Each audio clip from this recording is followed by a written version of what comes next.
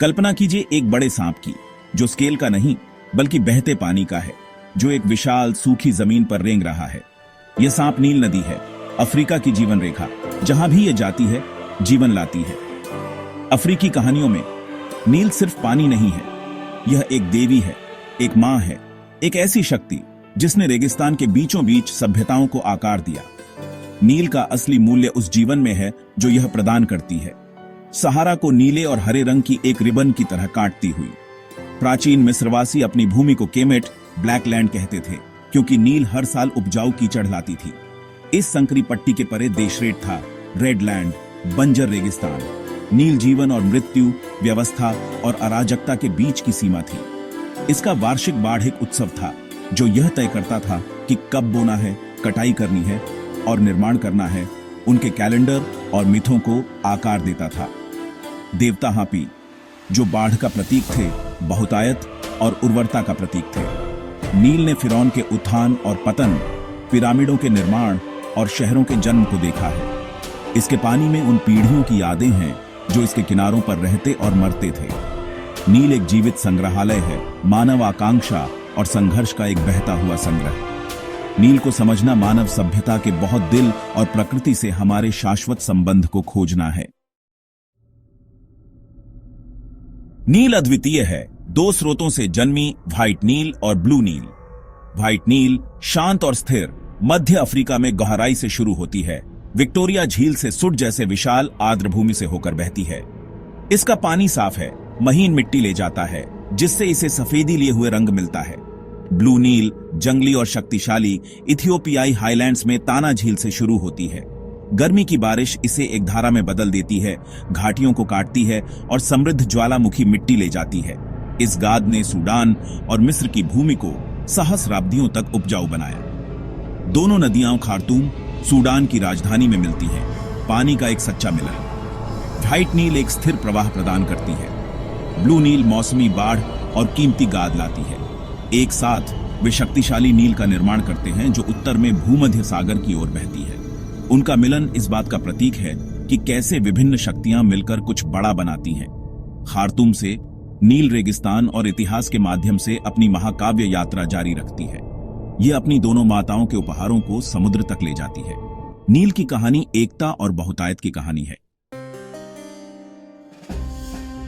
नील 11 देशों को एक साथ जोड़ती है, लाखों लोगों के लिए एक साझा जीवन रेखा।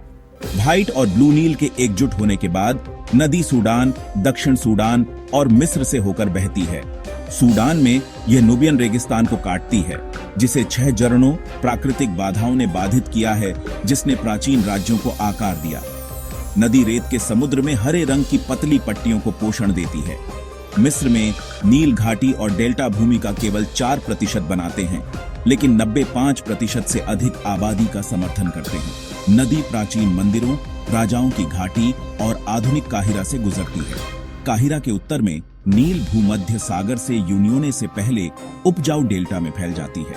नील की यात्रा राष्ट्रों और सभ्यताओं को बनाए रखने की अपनी शक्ति का एक वसीयतनामा है।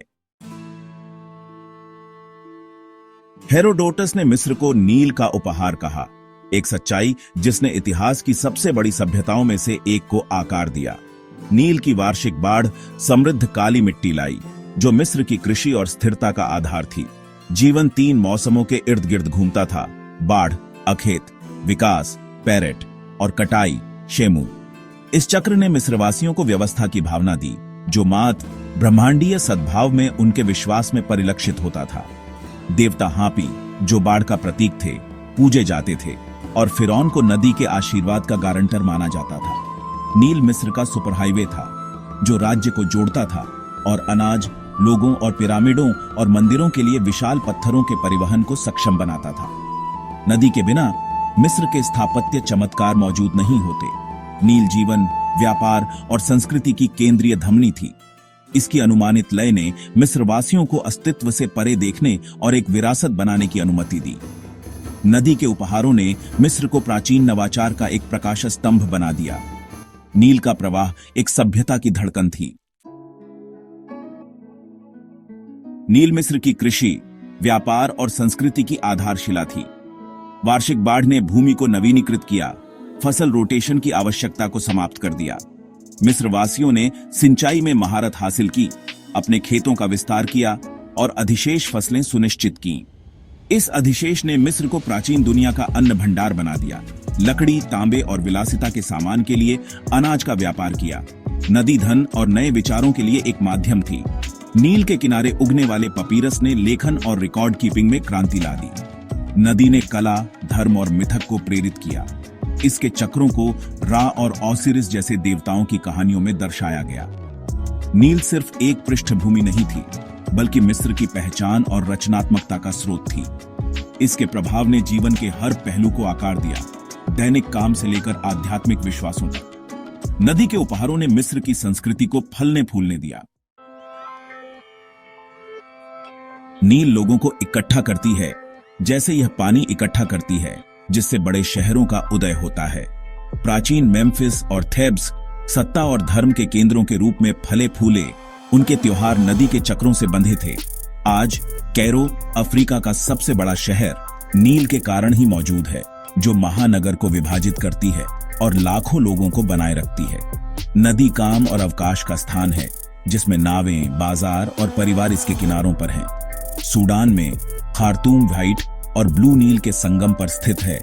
इसका चरित्र इस मिलन से आकार लेता है। दो नदियों के विलय का दृश्य प्रकृति की शक्ति की एक दैनिक याद दिलाता है। किसानों, मछुआरों और परिवारों के लिए नील जीवन का स्रोत बनी हुई है। आधुनिक बांधों ने बाढ़ को बदल दिया है, लेकिन नदी की उपस्थिति बनी हुई है। नील के किनारे दैनिक जीवन की लय सदियों से थोड़ी बदल गई है। नदी अतीत और वर्तमान को जोड़ने वाला एक कालातीत धागा है। आज नील को अभूतपूर्व चुनौतियों का सामना करना पड़ रहा है। 11 देश और 250 मिलियन से अधिक लोग इसके पानी पर निर्भर हैं, जिनकी आबादी दोगुनी होने वाली है। पानी की प्रतिस्पर्धी मांगों ने नदी को तनाव का स्रोत बना दिया है। औपनिवेशिक युग के समझौतों ने मिस्र और सूडान का पक्ष लिया, जिसमें इथियोपिया और युगांडा जैसे ऊपरी देशों को छोड़ दिया गया। जैसे जैसे ऊपरी देश विकसित होते हैं, वे एक उचित हिस्से की मांग करते हैं, बांध और सिंचाई परियोजनाएं बनाते हैं। उद्योग, कृषि और शहरों से प्रदूषण पानी की गुणवत्ता और स्वास्थ्य को खतरा है।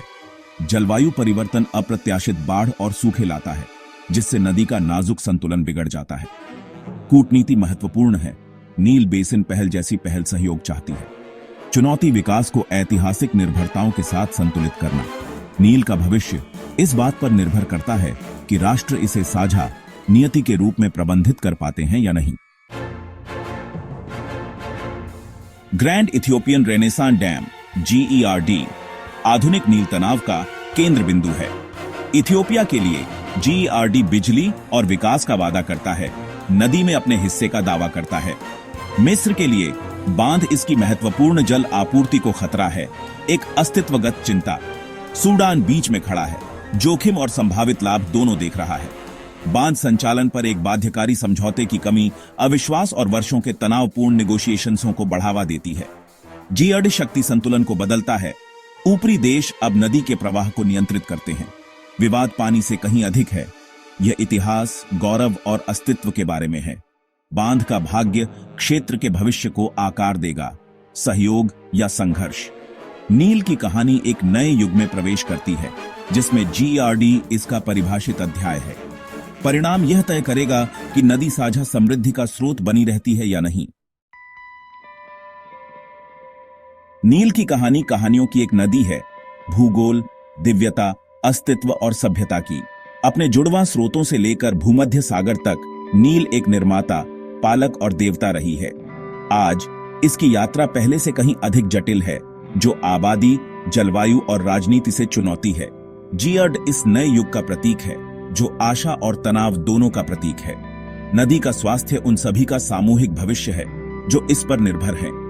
प्राचीन मिस्रवासी समझते थे कि नील एक उपहार है, जिसका सम्मान और बुद्धिमानी से प्रबंधन किया जाना चाहिए। उस ज्ञान की अब पहले से कहीं अधिक आवश्यकता है। नील एक जीवित इकाई है, जो हमें परिवर्तन, अनुकूलन और एकता के बारे में सिखाती है। जैसे जैसे यह आगे बढ़ती है, यह लाखों लोगों की शांति और स्थिरता की आशाओं को ले जाती है। नील की कहानी जारी है, एक शाश्वत हृदय अफ्रीका के अतीत, वर्तमान और भविष्य को बांधते हुए।